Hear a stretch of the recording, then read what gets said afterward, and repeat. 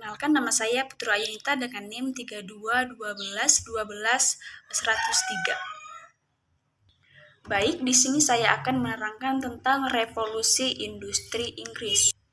Inggris terletak di lepas pantai barat benua Eropa, tepatnya berada di antara Samudra Atlantik dan Laut Utara. Secara astronomis, Inggris membentang dari 49 derajat lintang utara, 61 derajat lintang utara, 2 sampai 10 derajat bujur barat. Negara Inggris memiliki luas sekitar 244.110 km persegi yang berbentuk kepulauan. Lebih dari 100 pulau kecil di sekitar daratan utama seperti Isle of Wight dan Isles of Scilly juga termasuk bagian dari negara Inggris. Perubahan mendasar yang berlangsung secara relatif cepat dan singkat yang mempengaruhi hidup orang banyak boleh dinamakan sebagai revolusi. Begitu pula perubahan-perubahan radikal yang mulai tampak sesudah pertengahan abad ke-18 dalam bidang-bidang agraria, industri, dan transportasi lazim disebut revolusi. Revolusi industri adalah perubahan teknologi, sosioekonomi, dan budaya sebagai wujud dari paham-paham baru yang muncul di kawasan Eropa memasuki abad ke-18. Nah, jadi menurut T.S. Ashton, awal mula revolusi industri sekitaran 1760 sampai 1830 ditandai dengan pergantian ekonomi yang membuat pekerja menjadi didominasi oleh industri dan diproduksi oleh mesin-mesin. Nah, mulai digunakannya mesin-mesin dan pendirian pabrik-pabrik itu mempunyai akibat-akibat luas, tidak saja terhadap ekonomi, tetapi juga terhadap kehidupan sosial dan politik. Perubahan-perubahan radikal dan luas sebagai akibat penerapan teknologi modern pada industri inilah yang terkenal dengan istilah revolusi industri. Oke, berikutnya saya akan menjelaskan bagaimana latar belakang terjadinya revolusi industri Inggris. Adapun sebab-sebab yang melatar belakangi terjadinya revolusi industri sebagai berikut. Yang pertama, revolusi agraria. Keamanan dalam negara Inggris yang stabil, mulai berkembang kegiatan kewirausahaan dan manufaktur Inggris. Memiliki kekayaan alam terutama di batu bara dan biji besi. Inggris memiliki banyak daerah jajahan. Yang ketiga, ada munculnya paham ekonomi liberal sebagai bentuk masuknya paham-paham baru di Eropa pada abad ke-18. Perkembangan dan ilmu pengetahuan dan teknologi, abad akal pikiran. Oke, selanjutnya kita akan membahas tahap-tahap perkembangan industri. Yang pertama ada tahap domestic system. Nah, jadi tahap ini disebut sebagai tahap kerajinan rumah atau home industry. Para pekerja bekerja di rumah masing-masing dengan alat yang mereka miliki sendiri. Bahkan kerajinan diperoleh dari pengusaha yang setelah selesai dikerjakan ataupun disetorkan kepadanya. Nah, jadi upah diperoleh berdasarkan jumlah barang yang dikerjakan.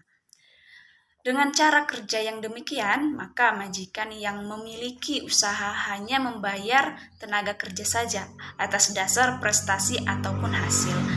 Para majikan tidak direpotkan soal tempat kerja dan gaji. Kita lanjut ke tahapan perkembangan industri yang kedua, yaitu ada manufaktur. Manufaktur setelah kerajinan industri makin berkembang, diperlukan tempat khusus untuk bekerja agar majikan dapat mengawasi serta baik cara mengerjakan dan mutu produksinya. Sebuah manufaktur ataupun pabrik dengan puluhan tenaga kerja didirikan dan biasanya berada di bagian belakang rumah majikannya. Rumah tengah untuk tempat tinggal dan bagian depan sebagai toko untuk menjual produknya.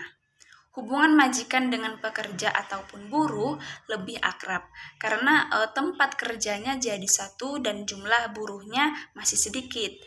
Jadi barang-barang yang dibuat pun kadang-kadang juga masih berdasarkan pesanan. Nah, itulah perkembangan tahap kedua, yaitu manufaktur. Oke, kita lanjut. Sedangkan tahapan perkembangan industri yang ketiga itu ada factory system. Nah, jadi factory system ini yaitu tahap sesudah merupakan industri yang menggunakan mesin. Tempatnya di daerah industri yang telah ditentukan, bisa di dalam ataupun di luar kota. Jadi tempat tersebut untuk tempat kerja ataupun buruh. Sedangkan majikan tinggal di tempat lain. Nah, jadi demikian juga toko-toko tempat pemasaran hasil industri diadakan di tempat lain. Dan jadi jumlah tenaga kerjanya ataupun buruh sudah puluhan bahkan ratusan barang-barang produksinya untuk dipasarkan. Oke, selanjutnya kita akan menerangkan bagaimana dampak-dampak revolusi dari industri Inggris. Yang pertama ada dampak di bidang ekonomi. Yang pertama itu munculnya kapitalisme ataupun pengambilan tanah untuk lahan industri. Yang kedua terjadinya urbanisasi. Dan adapun dampak di bidang sosial, munculnya golongan-golongan buruh yang hidup menderita dan berusaha berjuang untuk memperbaiki nasib. Nah, selain menghasilkan golongan industrialis kaya dan kaum buruh yang semakin miskin, nah jadi revolusi industri juga menghasilkan suatu kelompok sosial baru, yaitu kelompok kaum teknisi ataupun kapitalis. Banyak di antara mereka seperti Stephenson, yaitu pencipta lokomotif pertama. Oke, sedangkan pengaruh revolusi industri di bidang politik yaitu adanya golongan-golongan yang akan berhadapan, terutama adalah golongan menengah, khususnya kaum majikan, usaha-usaha industri, dan kaum buruh. Di satu pihak berdiri orang-orang kaya. Nah, jadi orang-orang yang memiliki modal dan inisiatif untuk membangun pabrik-pabrik. Oke, selanjutnya yaitu dampak revolusi industri bagi Indonesia. Nah, jadi pada masa Daendels ataupun pemerintahan kolonial dipusatkan di Batavia dan berada di tangan gubernur jenderal. Yang pertama yaitu Pulau Jawa dibagi menjadi 9 prefektur. Hal ini untuk mempermudah administrasi pemerintah. Yang kedua, para bupati dijadikan sebagai pegawai pemerintah Belanda. Dan yang ketiga, mengadakan pemberantasan korupsi dan penyelewangan dalam pemungutan kontingenten dan kerja paksa. Yang keempat ada Kesultanan Banten dan Cirebon dijadikan daerah pemerintah Belanda yang disebut pemerintah gubernermen. Yang kelima ada berbagai upacara di Istana Surakarta dan Yogyakarta disederhanakan. Yang selanjutnya masa Raffles. Nah, jadi masa Raffles itu yang pertama ada mengadakan penggantian sistem pemerintahan yang semula dilakukan oleh penguasa pribumi dengan sistem pemerintahan kolonial ala barat. Untuk memudahkan sistem administrasi pemerintahan, nah jadi Pulau Jawa dibagi menjadi 18 karena keresidenan. Yang kedua ada para bupati dijadikan sebagai pegawai pemerintah. Yang ketiga menghapus segala bentuk penyerahan wajib dan kerja paksa atau rodi. Yang keempat, Raffles menganggap bahwa pemerintahan kolonial adalah pemilik semua tanah yang ada di daerah tanah jajahan. Sistem tanam paksa. Nah, sedangkan dampak revolusi industri bagi Indonesia sendiri yaitu yang pertama ada sawah ladang terbengkalai, yang kedua beban rakyat semakin berat karena harus menyerahkan sebagian tanah dan hasil panen membayar pajak, kerja rodi. Yang kedua ada munculnya bahaya kelaparan dan wabah penyakit, misalnya di Cirebon pada 1843, Demak 1849, Grobongan 1850. Sedangkan dampak revolusi industri bagi Belanda sendiri yaitu Belanda mendatangkan keuntungan dan kemakmuran rakyat. Belanda, hutang-hutang Belanda dapat terlunasi, kas negara Belanda dapat terpenuhi, dan berhasil membangun Amsterdam menjadi kota pusat perdagangan dunia. Kemudian perdagangan berkembang pesat. Halo, nama saya Rangga Sanjaya. Saya di sini ingin menjelaskan tentang revolusi Rusia,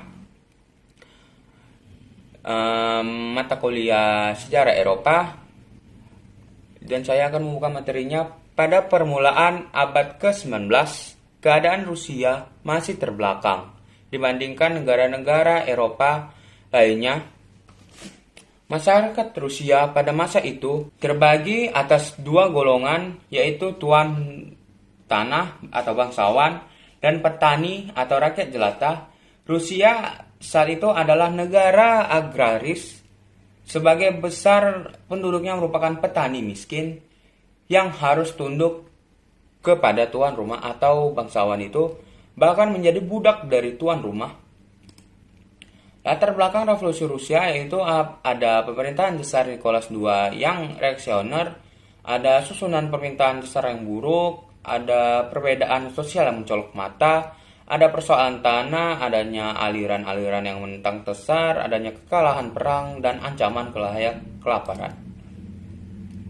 Jalannya revolusi Rusia. Revolusi Rusia pada Februari 1917. Revolusi ini dimotori oleh orang-orang kadet, Mensheviks dan Bolsheviks.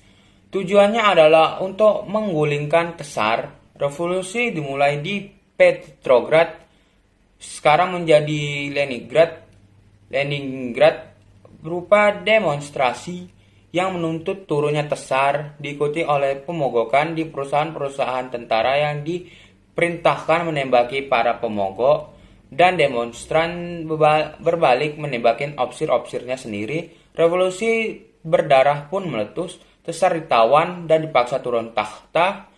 Terus selanjutnya yaitu Revolusi Oktober 1917 atau bisa dibilang Revolusi Komunis. Pada tanggal 10 April 1917, Lenin kembali ke Rusia dari perantauannya ke Jerman, Prancis, Inggris, Australia, dan Swiss sejak tahun 1907.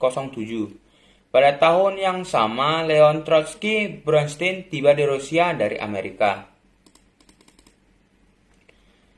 Jalannya revolusi Rusia.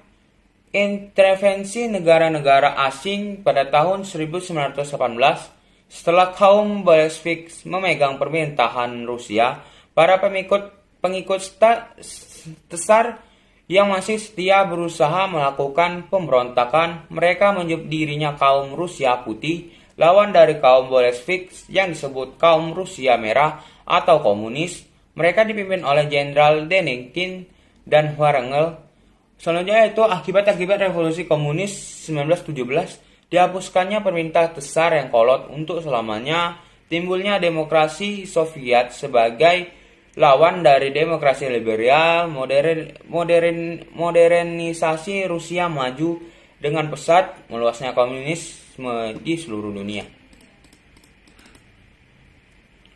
Dampak revolusi Rusia itu revolusi Rusia yang dimenangkan oleh kaum komunis radikal Bolshevik berdampak pada meluasnya paham komunisme di dunia. Negara-negara dunia ketiga yang pada saat itu masih dijajah bangsa lain dengan segera mengadopsinya. Juga negara-negara yang baru terbentuk dan negara-negara yang rakyatnya telah bosan hidup dalam kekangkangan feodalisme penguasa.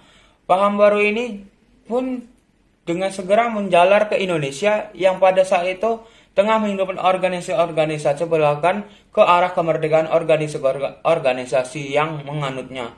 Juga bersifat radikal non-kooperatif terhadap Belanda, bahkan di kemudian hari jelas-jelas melakukan pemberontakan. Contohnya adalah ISDV yang setelah Indonesia merdeka mengubah namanya menjadi PKI.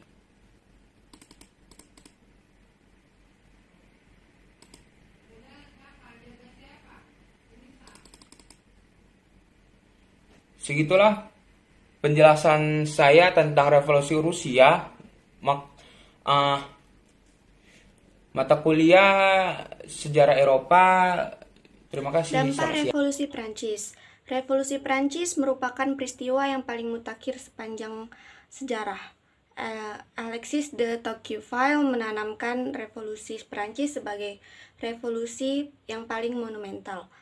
Slogan yang diagungkan melalui 3 kata yaitu Liberté, Égalité, dan et Fraternité.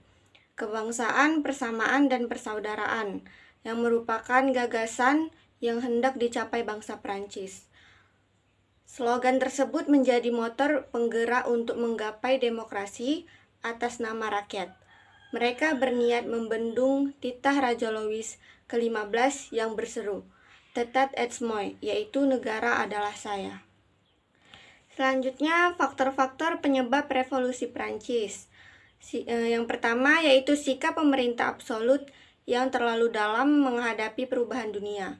Yang kedua, munculnya aliran rasionalisme dan aufklärung pada abad ke-18 sebagai akibat dari Renaissance dan humanisme. Yang ketiga, munculnya aliran romantika. Yang keempat, pengaruh dari paham-paham perang kemerdekaan di Amerika tahun 1774 sampai 1783. Yang kelima, monarki absolut yang begitu buruk.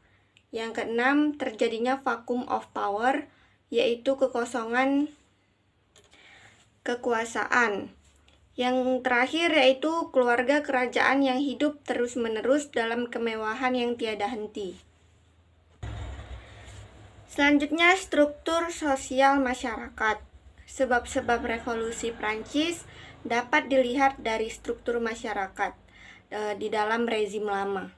Masyarakat Prancis abad ke-8 terbagi dalam 3 golongan atau tingkatan pertama, kaum tingkatan kedua, dan kaum tingkatan ketiga.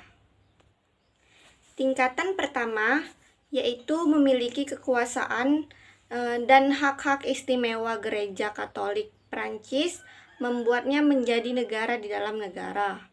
Tingkatan kedua, kaum bangsawan adalah golongan yang mempunyai hak istimewa.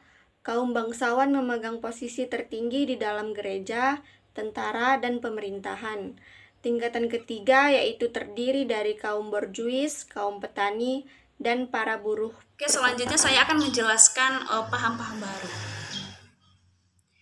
Yang pertama ada liberalisme, pengertian liberalisme. Nah, jadi liberalisme adalah sebuah ideologi ataupun filsafat dan tradisi politik yang didasarkan pada pemahaman bahwa kebebasan dan kebersamaan hak adalah nilai politik yang utama.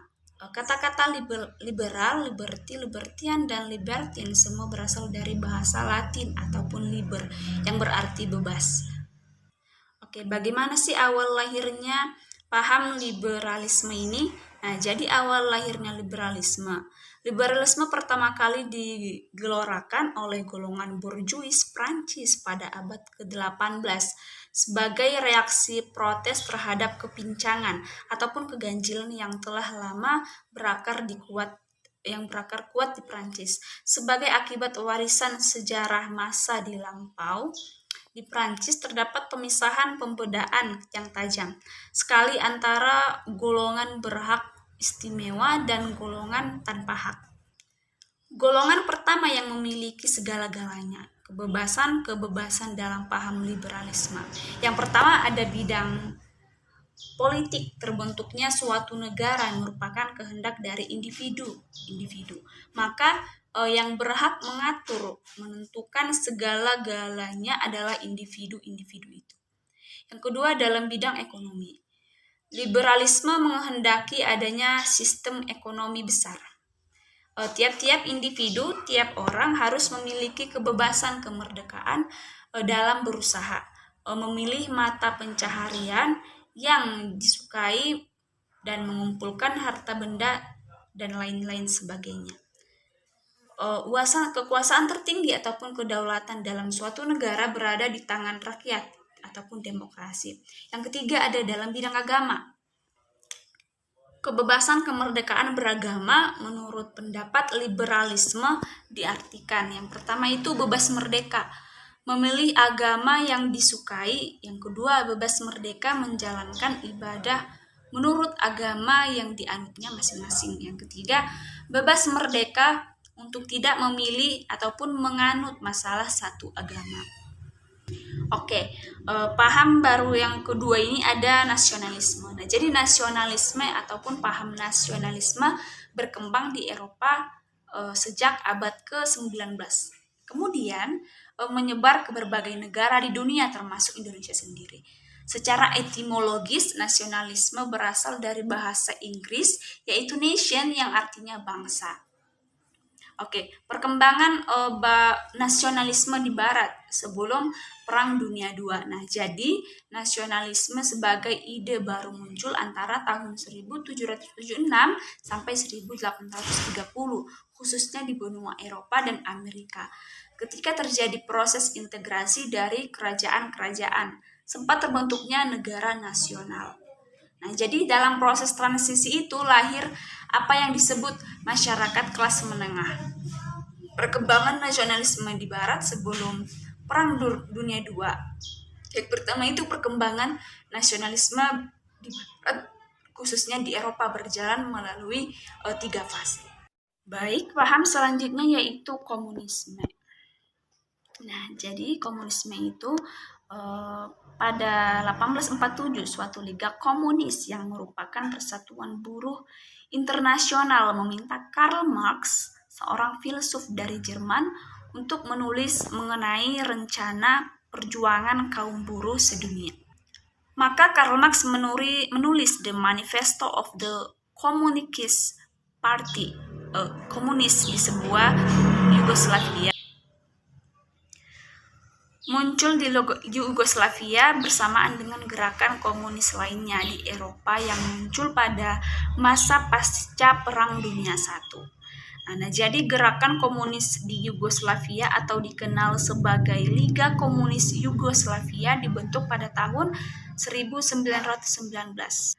Kemudian komunis di Cekoslovakia. Gerakan komunis di Cekoslovakia berkembang pada tahun 1921 dengan berdirinya KSC atau dikenal sebagai Partai Komunis Cekoslovakia pada tahun 1939 sampai 1945. Cekoslovakia diduduki pasukan Jerman pada tahun 1944. Nah, jadi sebuah gerakan partisan Cekoslovakia melakukan pemberontakan besar-besaran dengan bantuan Uni Soviet. Nah, jadi pemerintahan awal komunis Cekoslovakia dimulai pada tahun 1948 dengan kepala negara pertama Klemen Gottwald. Kemudian komunisme di Bulgaria. Nah, jadi pemerintahan komunis di Bulgaria berdiri pada tahun 1944 setelah terjadi kudeta terhadap Raja Simeon II oleh anasir-anasir komunis yang dipimpin oleh gerakan komunis Vaderland Front. Nah, jadi pemerintahan komunis pertama ini dibentuk dan dipimpin oleh Georgy Dimitrov yang merupakan sahabat Stalin. Baik, berikut penjelasan saya dari paham-paham baru industri, paham-paham baru yang berkembang pada saat itu. Terima kasih.